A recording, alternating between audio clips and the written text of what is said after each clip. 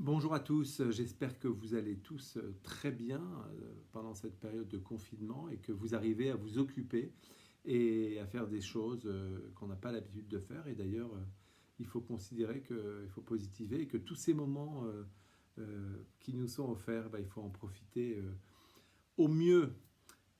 Je voulais aujourd'hui vous parler d'un sujet important sur le plan mental. Vraiment très important parce que c'est un sujet qui peut vraiment vous aider si vous savez bien l'utiliser, ce sont les croyances. Euh, les croyances, il faut savoir qu'elles vous construisent ou elles vous détruisent. C'est-à-dire que si vous avez des croyances positives, vous allez vous booster et il n'y a pas de limite à votre progression et à vos performances.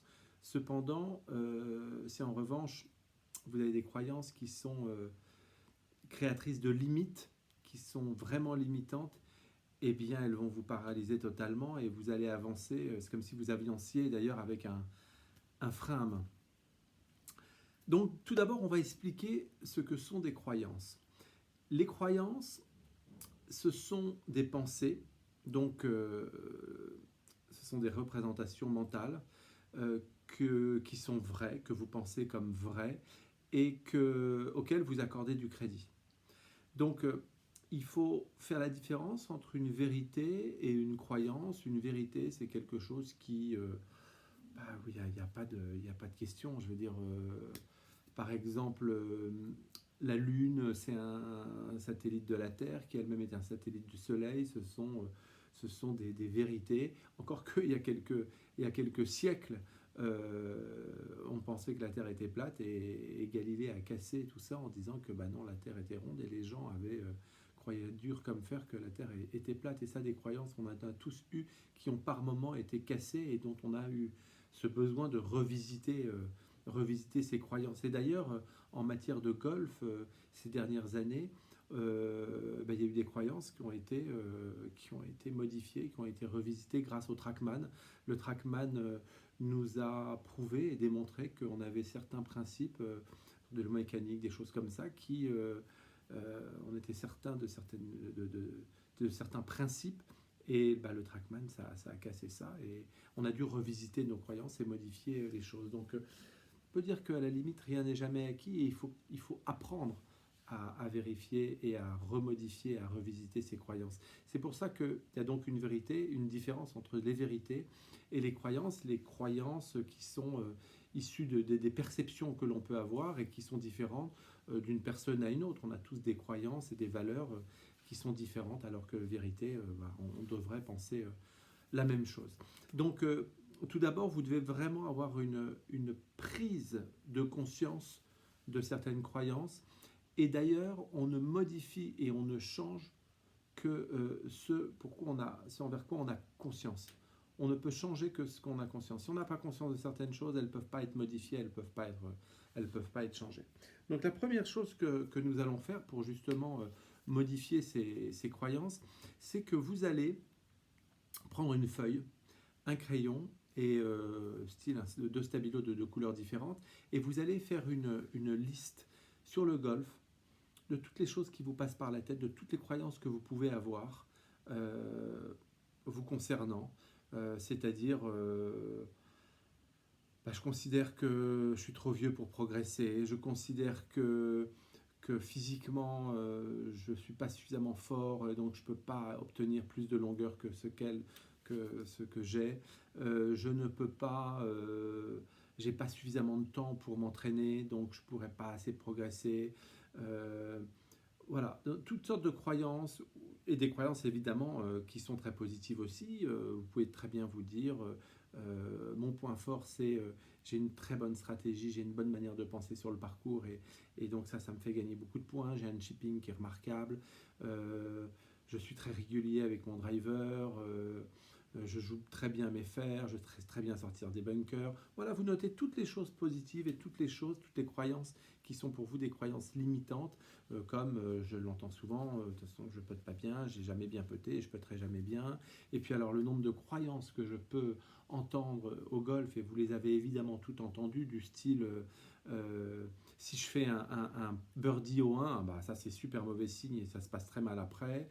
Si je joue bien à l'aller, vous pouvez être sûr qu'au retour ça ne va pas bien se passer. Si je fais une bonne séance de practice, une bonne séance d'échauffement avant d'aller sur le parcours, à coup sûr je vais mal jouer. Voilà. Mais le problème c'est qu'à force de croire ce genre de choses, mais elles se passent parce qu'on n'est que ce que l'on croit être. Et si on se dit, c'est les gens qui disent ah, je rate mon putt au 1, ah voilà, bah ça commence bien, ça va être une bonne journée aujourd'hui. Voilà, au deuxième trou, boum, putt de 2 mètres à côté, voilà, ça je l'avais dit, de toute façon aujourd'hui le putting, c'est mort, c'est une mauvaise journée. Les mauvaises journées, croyez-moi que vous voulez créer, d'accord? Vous créez les mauvaises journées, ça n'existe pas une bonne ou une mauvaise journée. Si vous vous dites dès le 1, bah voilà, ça va être une mauvaise journée parce qu'aujourd'hui c'est mort, ça ne veut pas rentrer, ça ne rentrera pas, et ben vous avez raison, et c'est mort, et ça ne rentrera pas. D'accord? Donc il est important vraiment de prendre conscience que ce qui va se passer, c'est vous le programmez, vous le dites. Donc il faut revisiter toutes ces choses-là. Donc, objectif, vous faites une liste, ensuite vous prenez un stabilo, vous notez toutes les choses positives, toutes les choses négatives, et vous faites une sélection et vous choisissez une croyance négative que vous allez modifier et qui va vous aider à évoluer, à progresser, et vous sentez que cette croyance, elle vous coûte et qu'elle vous coûte un petit peu cher au golf et qu'il va falloir revisiter, et celle-là, il va falloir la modifier. Il faut savoir que les croyances, 80% des croyances sont transmises. Elles vous sont transmises dans votre jeunesse par vos parents, elles vous sont transmises par des amis, elles vous sont transmises par des coachs, par des enseignants, des coachs ou des gens qui vont vous dire « Ah, dis donc, t'as vu ta carte, ah, c'est dommage, hein, ton putting, vraiment, c'est ce qui te coûte cher, hein, tu potes pas bien, c'est dommage, donc c'est négatif. » Donc il ne faut pas dire, même avec vos enfants, là vous avez un rôle mais fondamental avec vos enfants, quand vous dites « Oh là là, mais t'as vu ta carte, t'as encore tout gâché avec ton putting, t'as encore tout gâché avec ton putting, tu potes vraiment pas bien. » Bien, le problème, c'est que ce qui va se passer dans ces cas-là, c'est que vous mettez une croyance à votre enfant ou à un élève, et c'est un cercle vicieux. C'est-à-dire que ce qui va se passer, c'est que cette expérience, et vous lui mettez ça dans la tête, évidemment, ça rentre dans la tête. Ce qui va se passer, c'est que à partir du moment où il va commencer à putter lors d'une prochaine partie, il va avoir un état interne qui va être modifié avec des pensées qui seront négatives, avec des craintes, avec des appréhensions, avec des peurs. Ça va se traduire évidemment par des actions qui seront mauvaises, parce que quand on est à peur, quand on est anxieux, quand on n'a pas confiance en soi, eh bien on rate les putts, et comme on rate les putts, eh bien c'est l'expérience de nouveau qui va renforcer les croyances, et c'est une répétition, et c'est un cercle vicieux. Les croyances, elles se fixent par la répétition des expériences, elles se fixent par l'intensité. Donc il faut absolument changer les choses. Donc vous prenez un papier, vous sélectionnez une croyance que vous décidez de revisiter. Ce que vous allez faire ensuite, vous allez chercher cette croyance. Par exemple, prenons l'exemple de toute façon, je pote pas bien, j'ai jamais bien poté et je poterai jamais bien parce que j'ai pas de bonnes habiletés motrices, parce que je suis maladroit, parce que voilà, donc je pourrai jamais bien poter. Ok. Et les scores le prouvent. Les choses que il faut titiller ces croyances et aller les provoquer un petit peu en vous disant par exemple, ok, est-ce que 100% de cette croyance est vraie? Est-ce que j'ai déjà, son opposé existe? Est-ce que ça m'est arrivé de déjà bien putter? Est-ce que j'ai déjà rentré des putts d'1,50 m, 2 mètres? Bien sûr que oui. Est-ce que vous avez déjà rentré des longs putts? Bien sûr que oui. Est-ce que vous avez déjà fait des parties en puttant quand même correctement, en prenant, je ne demande pas prendre 26 putts, mais en prenant sur 18 trous, 32, 33 putts, ce qui est bien, ce qui n'est pas exceptionnel, mais ce qui est bien. Évidemment que ça vous est arrivé, d'accord? Donc, c'est vraiment important de revisiter votre croyance en vous disant, est-ce qu'il m'est déjà arrivé de bien putter? Bien sûr que oui. Est-ce que l'opposé est possible? Est-ce que c'est possible que je me mette à bien putter? Est-ce qu'il y a des gens qui, comme moi, qui ont mon âge, je peux même aller plus loin, il y a des gens qui sont plus âgés, qui ont commencé le golf plus tard, euh, qui ont un moins bon handicap que moi, et pourtant ils peutent bien. Mais parce que tout le monde peut bien peuter. À partir du moment où on a confiance, que vous allez croire en vous, que vous vous entraînez correctement, ben ça va marcher. Vous savez, les croyances, ce sont des portes qui sont blindées et qui sont totalement fermées à partir du moment où ce sont des croyances négatives. Elles vont vous bloquer, elles sont totalement limitantes et elles vous empêcheront complètement de progresser. C'est-à-dire que c'est vous avez beau vous entraîner correctement avec des bons coachs, avec des bons conseils, si vous partez du principe que de toute façon vous ne peuterez pas bien, eh bien la porte elle est blindée, elle est fermée et vous ne peuterez jamais bien. Il faut donc commencer par reviser vos croyances et ouvrir. C'est des portes que vous allez vous ouvrir et à ce moment-là, là l'entraînement va être efficace. Là vous allez pouvoir progresser et utiliser à bon escient tous ces conseils. Mais si la porte est fermée, c'est pas possible. Les croyances, c'est ça. Elles sont totalement bloquantes. Et c'est comme des autorisations en fait. C'est une autorisation à vous bloquer ou au contraire une autorisation à bien jouer. Donc, vous revisitez vos croyances, vous étudiez en disant mais quel est le coût de cette croyance? Qu'est-ce que ça me coûte cette croyance de croire que je ne peux pas bien? Ben, je remarque que je prends entre 36 au mieux et 40 de putt, ben, ça me coûte 4-5 points dans une partie. Ben, 5 points dans une partie, c'est colossal. Donc, est-ce qu'il existe quelqu'un dans ce monde qui a une fois, ou qui était comme moi, qui peutait pas bien, et qui a remis en cause des choses et qui s'est mis à bien peuter? Est-ce que c'est possible? Bien évidemment, et personne ne vous dira le contraire. Évidemment qu'il y a des gens qui avaient un mauvais putting et qui ont pris les choses en main, d'accord, qui ont revisité leurs croyances, et évidemment qui sont devenus de bons putters. C'est possible. Et quelle est la croyance opposée et qu'est-ce que ça va vous apporter si vous vous mettez à bien putter? Si vous vous mettez à bien putter, vous allez mieux scorer, vous allez prendre du plaisir, vous allez commencer à aimer le putting. Et dans la vie, on ne peut être performant. Je dirais que le plaisir, c'est le carburant essentiel de la performance. À partir du moment où vous avez du plaisir pour faire les choses, là, c'est un boulevard. Donc, vous allez reprendre du plaisir, donc bien vous entraîner, mieux vous entraîner, devenir automatiquement plus performant, et les choses vont se dérouler beaucoup mieux.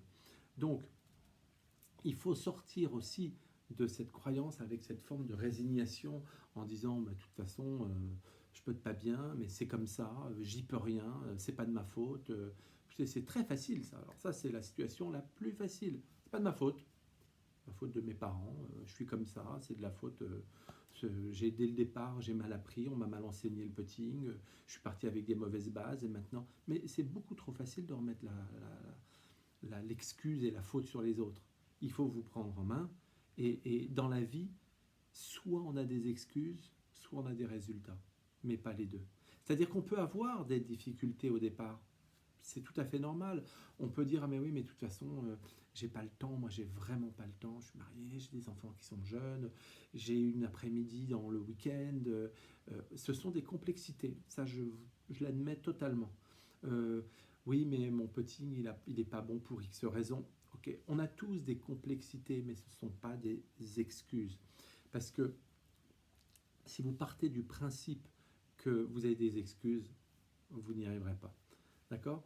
Donc, il y a automatiquement dans les mêmes circonstances que vous des personnes qui ont réussi. D'accord? Donc ça, c'est vraiment très très important de prendre conscience de ça. Il faut absolument lâcher et abandonner vos certitudes et parce que cette résignation et ce c'est pas de ma faute, vous devenez victime. À partir du moment où vous êtes victime, et ben quand on est victime, on est impuissant et quand on est impuissant, on n'a pas de pouvoir. Quand on n'a pas de pouvoir, on subit les choses et on subit sa vie. Donc il faut vous prendre en main, il faut vous mettre un bon coup de pied dans les fesses et vous dire maintenant c'est parti, je sais que je vais être bon et je peux être bon. Donc ce que vous faites, une fois que vous faites cette liste, que vous choisissez tout ça, vous étudiez, vous titillez cette croyance et vous dites ok, maintenant je décide de bien putter, je vais bien putter, vous le notez.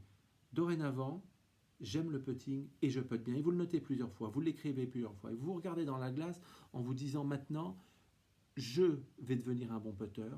D'accord? Je suis un bon poteur. D'ailleurs, on peut même s'exprimer différemment parce qu'au niveau des neurosciences, il est prouvé que vous serez beaucoup plus efficace et votre cerveau intégrera beaucoup mieux le changement et vous serez plus performant en vous parlant non pas à la première personne, mais à la deuxième.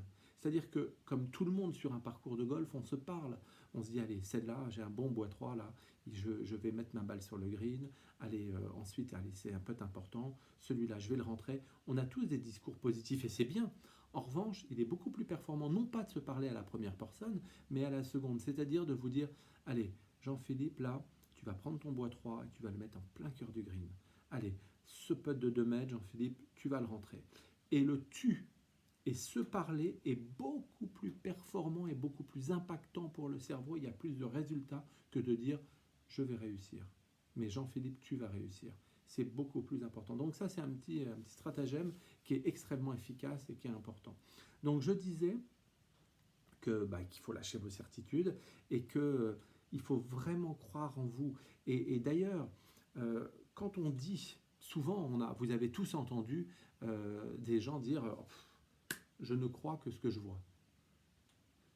Ben moi, je vous invite à revisiter ça. Pas dire je crois ce que je vois, mais je vois ce que je crois. On parle de croyance. Je vois ce que je crois. D'accord? Donc, en fait, on inverse la formule parce que c'est extrêmement limitant. Je crois ce que je vois. Hein.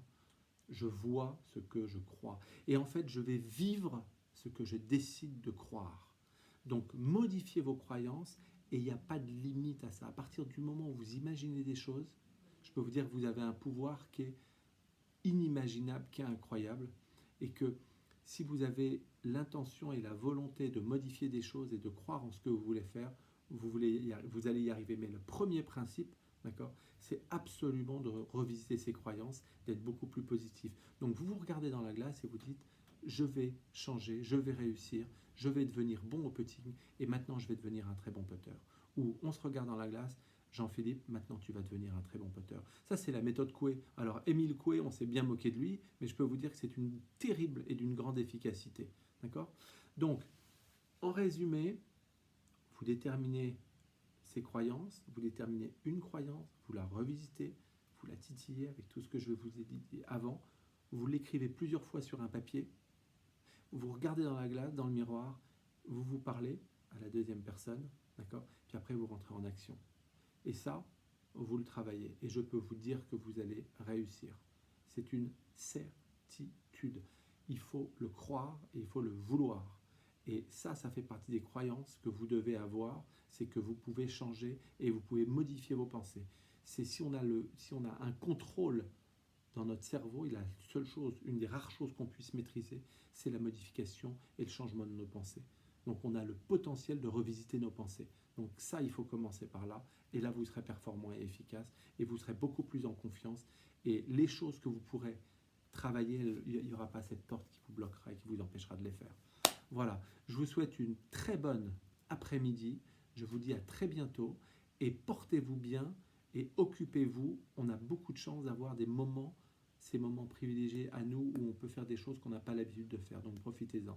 À très bientôt. Au revoir.